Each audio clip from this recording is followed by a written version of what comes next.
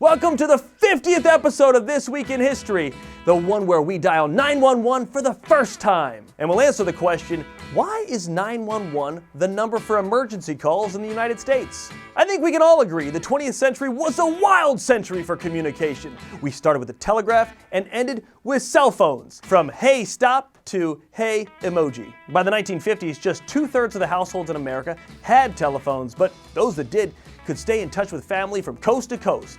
But what about emergencies? Health, crimes, fires. Here's an example. 1958, New York City, a woman tries to call in a fire at her own apartment. But she didn't know who to call, so she dialed 0 for the operator. And then the operator, in a city as busy as New York City, tried to connect her with the nearest emergency service place. Imagine that, trying to get the operator to connect you with the nearest fire department while your apartment burns around you. No, yes, I'll hold. Now, she did survive, but in an editorial in the New York Times, she wrote about how much time she wasted on the phone just trying to get someone to come to her rescue that she almost didn't make it out of the apartment. By the 1950s, the United States government was already pretty well aware that they needed some sort of emergency system. So the US government turned to the American Telephone and Telegraph Company, AT&T.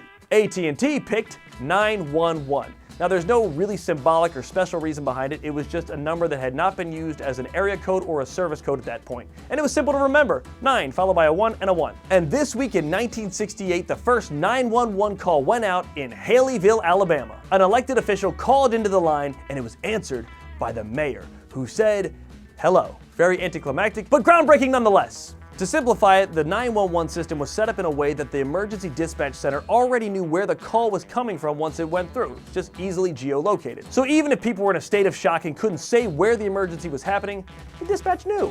But in the 21st century, it's not been so easy, and it's all thanks to cell phones. You see, a lot of the location systems are set up for landlines, but they're not set up for cell phones, and there's been a major push to fund 911 programs so that these dispatch centers can in fact track cell phone emergencies to the location. Oh, that's weird. I can swipe right to find the nearest match, but I can't swipe right to have the nearest fire department find me.